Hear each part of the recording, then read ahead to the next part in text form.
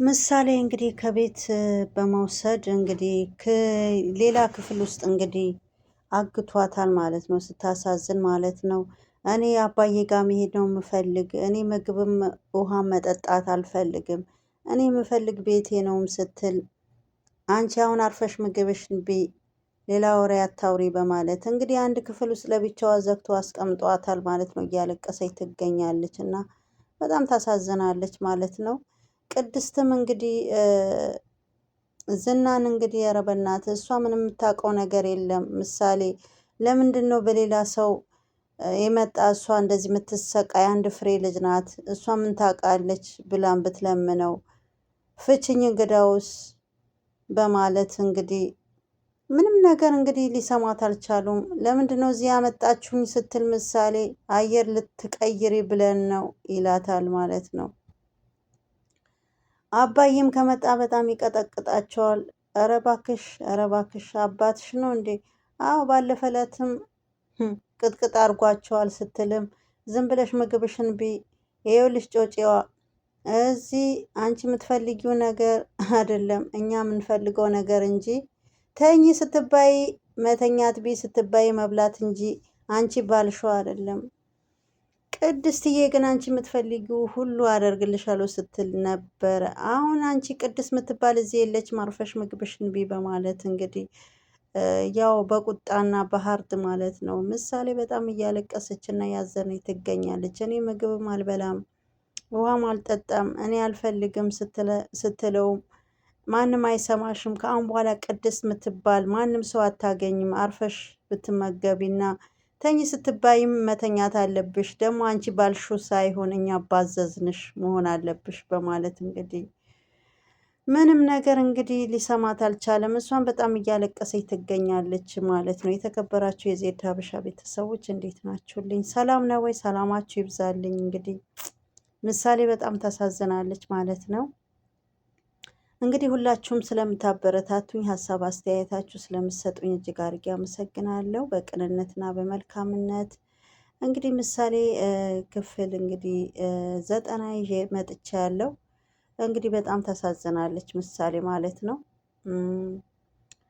አርፈሽን እንግዲህ ምግብሽ ተመገቢ። አሁን ቅድስት የምትባል ቤተሰብ የሚባል የለም። አንቺ ባልሹ ሳይሆን እኛ ባልነው ነው መታዘዝ አለብሽ። እኛ ምንልሽ ነገር መስማት አለብሽ በፍጹም በማለት እንግዲህ አስጠንቅቋታል ማለት ነው። ያው ይሄ የዝና ያው ጓደኛ ነው፣ ያው የዝና ቀኝ እጁ ነው።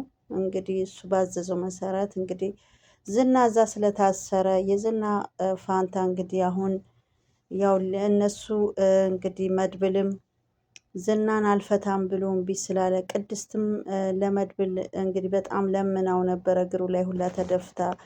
አሁን ምሳሌ ምን አደረገች? አንድ ፍሬ ልጅ ናት።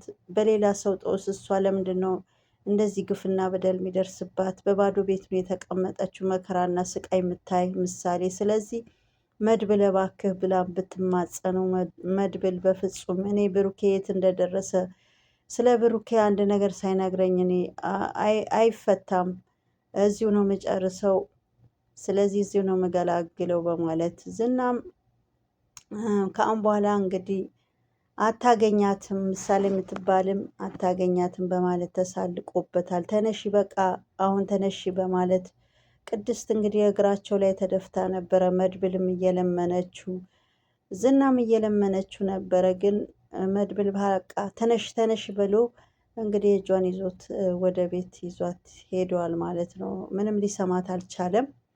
በጣም ታሳዝናለች። እንግዲህ ቅድስትን በጣም በጣም ተሰቃይታለች።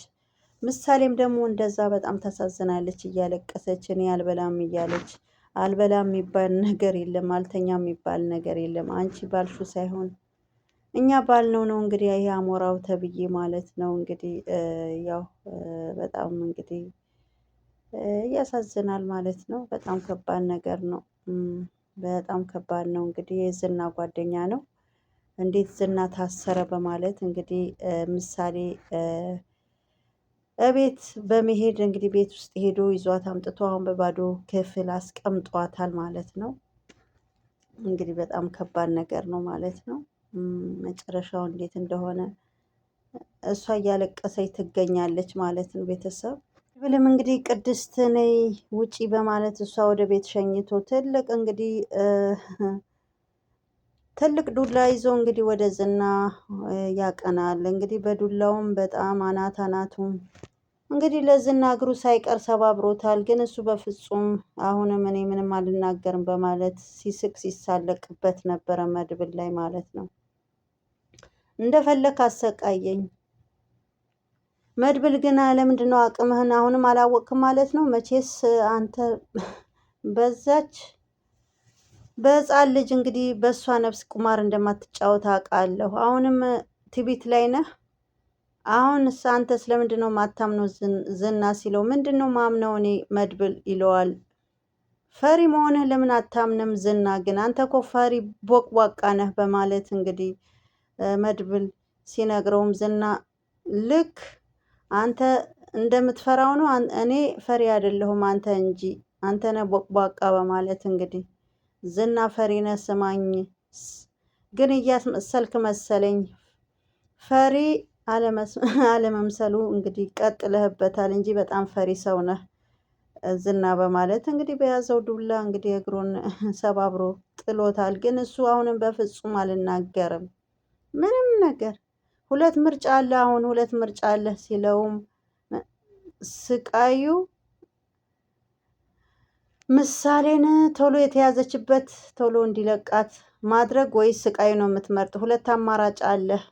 አለበለዛ ቶሎ ብለህ ምሳሌ ላይ ደውለህ እንዲለቃት።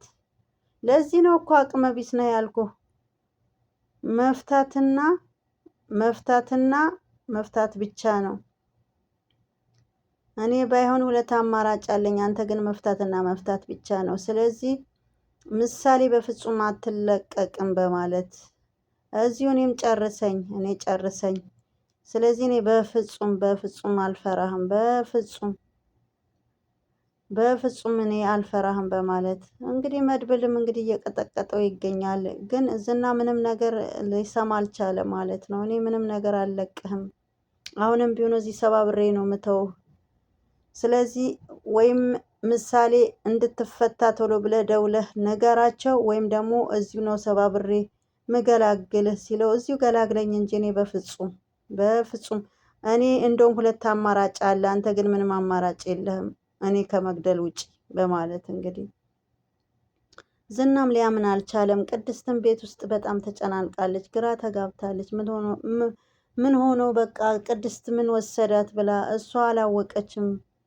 ምሳሌ ምን ወሰዳት ብላ ቅድስት እየተጨናነቀች ትገኛለች። ምሳሌ ግን አንድ ክፍል ውስጥ ናት እና በጣም ከባድ ነው ማለት ነው። እንግዲህ ቅድስት የዛ ሰዓት እንግዲህ እየጠበቀቻት ነበረ። አጋጣሚ ያው ታውቃላችሁ ማለት ነው። ያው የዝና እንግዲህ የዝና ጓደኛ ነው ከማሌት ጋር እንግዲህ ተቀናይቶ ነው እንግዲህ ይሄን የሰራው ማለት ነው። ምሳሌ ከቤት አውጥቶ የወሰዷት ምሳሌ እንግዲህ ተቀናይቶ ነው ማለት ነው። እዛ አንድ ክፍል ውስጥ አስቀምጧት እሷ መቤቴ ካልወሰዳችሁኝ ብላ እያለቀሰች ትገኛለች። ብታለቅስም አርፈሽ ተቀመጪ በማለት ምንም ሊሰማት አልቻሉም ማለት ነው። እንግዲህ በጣም ያሳዝናል። ተረጋጊ፣ ዝናም መፈታት ካለበት ይፈታል። ቅድስት ተረጋጊ ይላል ሞገሴ። እደውልልሻለሁ በቃ ዝናም መፈታት ካለበት ይፈታል፣ በቃ አይዞሽ በማለት ቅድስት እያለቀሰች ትገኛለች ማለት ነው። ወይኔ ጉዴ፣ ወይኔ አደራ የበላው በቃ እያለች እንግዲህ በጣም ተጨናንቃ ትገኛለች። ሞገስ ላይ ደውላ ነበር፣ አይዞሽ በቃ ተረጋጊ በማለት ምሳሌን አግቷታል። ምን ሆና ነው የምታለቅስ ቅድስት ስትል ምሳሌን አግቷታል ሉላ። አንቺ ግን እዚህ ጠብቅኝ፣ እኔ መሄድ አለብኝ፣ አንቺ የትም እንዳትወጪ። እንደገና እስር ቤት እንደገና ሰቀቀን። ትላንት እኮ በደህና እኮ ስንዘል ነበረ ትላንት ሞገስ። አሁን ወደ ነበረበት ተመልሷል። ድጋሚ እስር ቤት ወይስ ድጋሚ ጭንቀት? አይ ሉላ፣ ድጋሚ ወደኋላ አንመለስም። አሁን ዝናን የምናሸንፍበት መፍትሄ መፈለግ አለብን። እኔ አሁን ምሳሌ ታግታለች ብላ ቅድስት ደውላልኛለች፣ እኔ እዚህ መቆየት አልችልም በማለት ሞገሴም እንግዲህ ደንግጦ ይሄዳል ማለት ነው። መድብልም እንግዲህ ዝናን እያሰቃየው ይገኛል ማለት ነው። እጀግሩ አስሮታል። እንግዲህ የዱላ መዓት ነው እንግዲህ እሱ ላይ ያለቀ ማለት ነው። ግን እሱ አሁንም ቢሆን ቀጥቅጠኝ ገደለኝ እንጂ እዚህ አልናገርም በማለት እንግዲህ በምንም ነገር አልናገርም። እኔ እዚሁ ነው በቃ እዚሁ ገላግለኝ እንጂ አሁን ሳትደውልም ደውለህ አትነግራቸውም። ምሳሌ አታስለቅቃትም። አሁንስ መድብል እኔ ስማኝ፣ በአንተ ድርቅ ማለት አባትና ልጅ እየሞት ነው። እኔ እንኳን ብትገለኝ የምናገረው የለም። እዚሁ ጨርሰኝ። እዚሁ ወደ ሳይሆን በግድ ትናገራታለህ። እኔ እዚሁ ጨርሰኝ እያልኩህ ነው። ግን እናትና አባት እየሞቱ ይገኛሉ በአንተ ድርቀት። ወይ ግደለኝ ወይ ፍታኝ ሲለውም እኔ በማሰቃየት ምንም የምትጠቀመው ነገር የለም።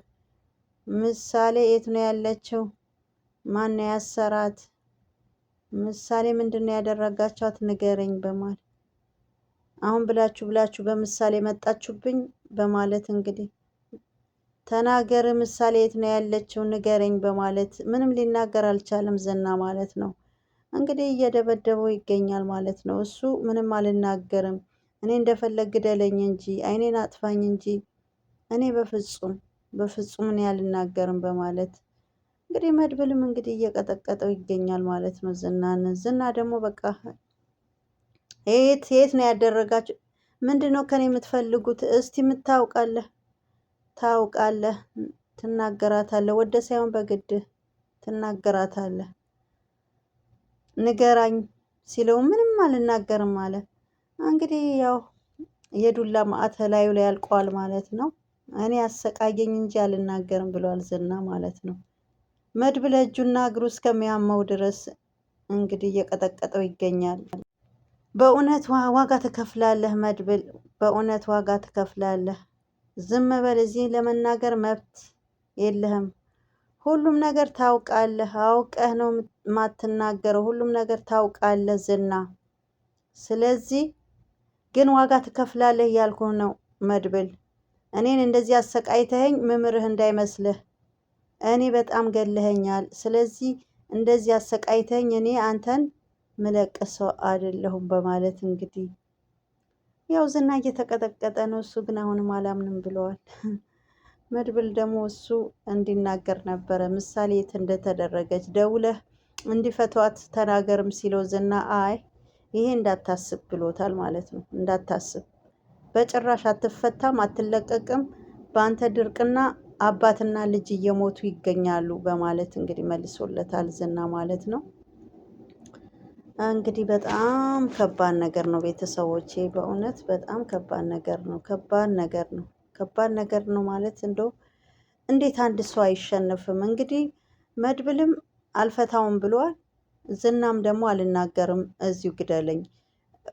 ከሁለት አንዳቸው ካልተሸነፉ ከባድ ነገር ነው። ያው ምሳሌም እንደተባለ ትጎዳለች ማለት ነው። ብሩኬም እንደዛው ያው ጠፍቶ ቀርቷል ማለት ነው። በጣም ከባድ ነው። ኤፍራታና ማህሌት አሁን ከጭንቃችን ተላቀናል። ከአሁን በኋላ ዝናም ቤቱ መጥቶ ያድራል ብላ እንግዲህ ለኤፍራታ እየነገረቻት ይገኛል ማለት ነው። እኛ እንግዲህ በሱ ጭንቀት መጀመሪያ ተጨናንቀን ነበረ። አሁን ግን እኔ በጣም ደስ ብሎኛል በማለት እንግዲህ ማህሌት ደስ ብሏታል ማለት ነው። ምን ነው ዝና ተገኘ? ደስ ብሎሻል? ዝና አልተገኘም ኤፍራታ፣ ግን ዝናን ያገተው ሰው ደካማ ጎኑ ተገኝቷል። ምን ማለት ነው ትላለች ኤፍራታ። ምሳሌን አግቷታል። ስለዚህ ከአሁን በኋላ ምንም ምርጫ ስለሌለው መድብል ዝናን ይለቀዋል በማለት እንግዲህ አሁን እኔና አንቺ ከጭንቀታችን ተላቀናል። በእርግጠኝነት ዝና ዛሬ ቤቱ ገብቶ ያድራል። ደስ አይልም? አዎ ደስ ይላል። ምን ነው ደስ አላለሽም ኤፍራታ? እስካሁን እኮ ፊትሽ ጥለሽዋል ኤፍራታ። ማሌት ምሳሌ ምንም አይጎዳትም ሳ እኔ ዝና ሲወጣ ምን ያደርገኝ ይሆን? አቤት አቤት፣ እስቲ ድገሚ፣ ምን አልሽ? እሷ እኮ ምንም አታውቅም ምሳሌ። በእኛ መሀል ገብታ መደብደብን መሰቃየትም የለም ዝና አሳልፌ የሰጠሁ እኔ ነኝ። ስለዚህ መታሰር መደብደብ ያለብኝ እኔ ነኝ እንጂ በለው በለው። አንቺ ግን ያምሻል። ጭራሽ ለዛች እስስት የሆነች ልጅ እያሰብሽላት ነው ይፍራታ። አይ በእኔ ቅጣት እኮ እሷ ምሳሌ መቀጣት የለባትም በማለት ምን አይነት ነፈስ ናት? ሂጅና እጅሽን ስጪ። ዝና ግን እንደ ማንም ብሎ ይወጣል። እንከፍ ምን ሆነሽ ነው? እኔ ምልሽ እኔ ምልሽ ምሳሌ ግን ይለቋታል? አይለቋትም። ምሳሌ የምትጠቅመንን አክል አንቺ ቅንጣት አክል አትጠቅሚንም። ስለዚህ ከፈለግሽ መሄድ ትችያለሽ በማለት እንግዲህ ማሌት እንግዲህ ይፍራታ ላይ በጣም ጨዋባታለች ማለት ነው። እንግዲህ ይፍራታ እንግዲህ ለምሳሌ በጣም አዝናላታለች። በእኛ ምክንያት ለምንድን ነው ምሳሌ በባዶ ክፍል የምትሰቃይ? ስለዚህ እኔ ነኝ ዝናን አሳልፌ የሰጠሁት። እኔ ራሴ እጅ ሄጄ እሰጣለሁ። እኔ በእሷ ፋንታኔ እታሰራለሁ። ምንም ችግር የለውም። ስለዚህ እኔ ብሰቃይ ይሻላል በማለት ስትናገር እንግዲህ በጣም ነው የተቆጣች ማህሌት። ምን አይነት እንከፍ ሰው ነሽ? ስለዚህ እንዴት እንደዚህ አይነት ነገር ትያለሽ? እሷ እኮ በጣም ከባድ ሰው ናት። በእሷ የመጣ ነው ይሄ ሁላ እኔ ብዙ ነገር የደረሰብኝ። ስለዚህ እንዴት አሁን እኔ አንቺ ሄጄ ልስጥ ትያለሽ? ምሳሌ ትፈታ ብለሽ ምትይ። ስለዚህ አሁን ደካማ ጎናቸው ተይዞባቸዋል። መድብል ምንም አማራጭ የለውም። ወደደም ጠላም ዝናን አሁን ይለቀዋል ስለሚጨንቀው። ለምን ምሳሌ ተይዛለች በማለት እንግዲህ ለኤፍራታ ነግራታለች። ኤፍራታ በጣም ማዝናለች። በእኛ የመጣ ለምን ልጅ ትሰቃያለች? እሷ ምን የምታውቀው ነገር የለም። ግን ለመሆኑ ምንም አያረጓትም ብላ ስጠይቃት ለማሌት እባክሽ አርፈሽ ቁጭ በይ አንቺ ምን አገባሽ በማለት እንግዲህ ያው የእሷ ነገር እንደምታውቁ የማህሌት ነገር ማለት ነው። በዛ ላይ ደግሞ እኔ ሄጄ ልስጥ ለምን እሷ ትሰቃያለች ስትል አንቺ ምንም ጥቅም በአንቺ እኮ ብትታሰሪም ብትፈችም ምንም ጥቅም የለውም። ምሳሌ ግን ብዙ ጥቅም እናገኝባታለን። ስለዚህ ምሳሌ መያዟ አሪፍ ነው። አርፈሽ ቁጭ በይን ከፍ በማለት በጣም ነው የተቆጣቻት ማለት ነው። እና ቤተሰቦቼ በጣም እንግዲህ ያሳዝናል። ያው እንግዲህ የማህሌት እጅ አለበት ማለት ነው። እንግዲህ ማህሌትና የዝና እንግዲህ ቀኝ እጅ የሆነው እንግዲህ ተቀነባብሮ ነው ማለት ነው። ምሳሌን እንግዲህ አግቷታል። ሞገስም እንግዲህ ደንግጦ ለሉላ አደራሽ ከቤት እንዳትወጪ፣ እኔ እንግዲህ አሁን ቅድስት ደውላ እኔ በጣም ጨንቆኛል፣ ምሳሌም ታግታለች፣ የት እንደወሰዷት እንጃ ብላኛለች። ስለዚህ እኔ እነሱ ላይ መድረስ አለብን በማለት እንግዲህ አስጠንቅቋታል። ከቤት እንዳትወጪ ትላንትና በደስታ ውለን ዛሬ ደግሞ ሀዘን። በጣም ያሳዝናል። ከእስር ቤት ወጥተናል ስንል ድጋሚ እስር ቤት ትላለች ሉላ ማለት ነው። መጨረሻው ምና ይሆናል?